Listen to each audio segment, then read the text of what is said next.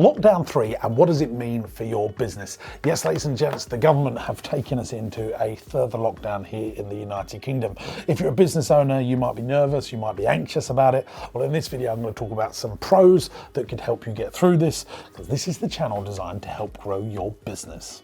If you're new to this YouTube channel and you're serious about growing your business, one of the smartest things that you could do is subscribe to this channel. Make sure you hit that notification bell so the gods of YouTube can notify you when we're bringing out great new content designed to help grow your business. Because that's what we do here. We want to help you grow your business. We understand that if entrepreneurs and business owners work hard on themselves, the harder you work on yourself, the easier it is to have a fantastic business. Some things have happened. Rishi Sunak has finally come out of his cave and offered more support for business owners. I've been talking really for the last few weeks, where is this man? Like, we're going into more and more restrictions and he hasn't been coming out saying how he's going to support businesses.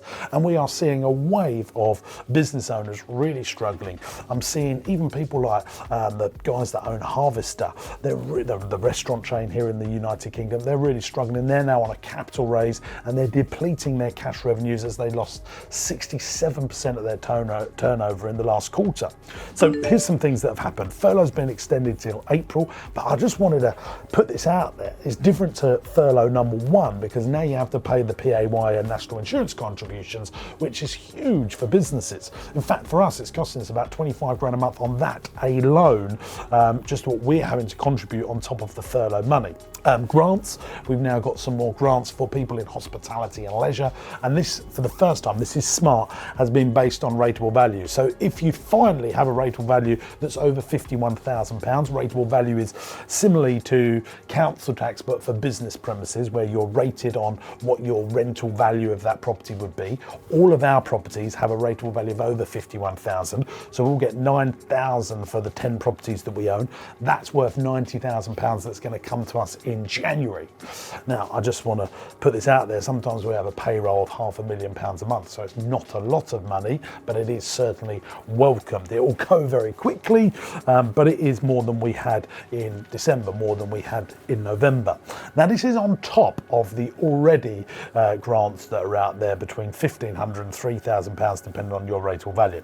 So grants for us this month, for the first time, we're winners of this, where we didn't get any of the 25 grand ones in the first round.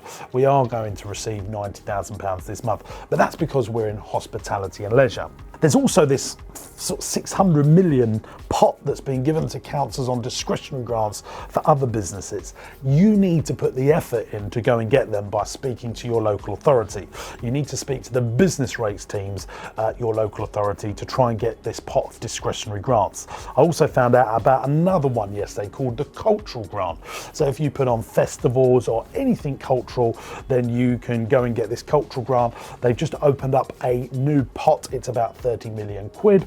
And I do know a company in the West Country, they got £250,000 on the first round of this, and they run festivals, light up festivals, stuff like that. They couldn't run this year, so they got their grubby hands on £250,000. There's some of the things that I've discovered. If you would like a link to that cultural grant, just put a comment below in the comments on YouTube and say, can you send me the link to that, James? And I'll post in a copy of that link there, so you can go and check that out. So there's some of the grant things. What are you going to do in your business right now to make sure you get through? Because we can't just rely on government money coming through. Here's some of the things that I'm doing. I'm contacting my MPs. I've got a call with the Minister at the Department of Cultural Department of Culture, Media and Sport tomorrow, Jonathan Whittingdale. I'm speaking to him to make sure he tells the Treasury some of the pain businesses are going through that cannot run at 100% capacity, or they're in the sectors that we operate. Now, it's really simple. I'm asking for this extension of the 5% VAT for another year, an extension of business rates, and some help towards the national insurance and PAYE contributions of furloughed staff, because I just think if we don't get that, these companies are going to go bust wholesale, and there's circa 3 million people employed in these sectors. Some other things that I'm doing to make sure that we're generating revenue. We're doubling down on our day nursery business. And I think there's a little message here for you. I'm not telling you to go and open day nurseries, but there is still people with huge amounts of cash. In fact, some people that have got more cash than they've ever had. And I've spoken about this on the YouTube channel. There's been the fastest pay down of consumer credit card debt in 2020 than any other year before. Because if you're a person working in a city, you've still got your job and you've now not having to pay train fares and all of the associated costs of having fun in a city. You've got all that cash back. You've had your holidays refunded. And we've seen at Marsh Farm, and when we have been allowed to trade, our spend per head on secondary spend, some of the highest it's ever been in our history. We've got to stick in there and we've got to find out, where is that hungry audience? Where is the people that want to spend money right now? I've noticed our Amazon sales for our business, Teddytastic, we're still trading very well on there. And we've increased the prices on some of that stuff because there's a hungry audience for children's toys and things to do at home right now. We've got to put our head above the sand and say, actually, there are still some opportunities to bring some revenue into our businesses. And that's what we've got to work on. Because I do think, my personal opinion is we're going to be in this in some form until summer. And I don't actually think there's going to be a roaring back to normality until 2022. That is just my prediction now.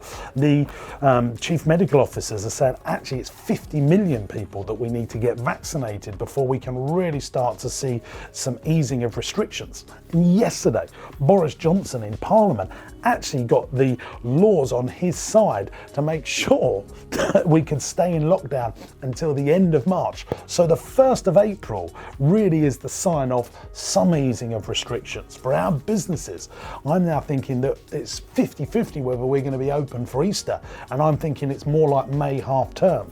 We just need to be campaigning hard to our MPs and ministers to get these vaccinations as fast as possible to the most vulnerable so that we can get open and start trading our businesses. Really difficult times. What are you doing in your business? Please let me know if you've had any wins or any good news. Hit them in the comments below. And if you'd like to listen to some conversations of me helping business owners, go and check out the James Sinclair Business Broadcast podcast, which you can get on all good podcast platforms, where I'm coaching business owners to get through these challenging times.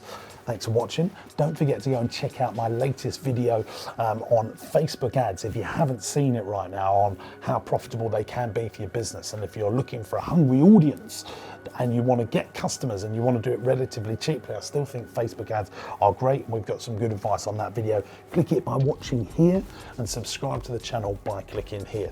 I'm James Sinclair. I'll see you in the next video. Bye-bye.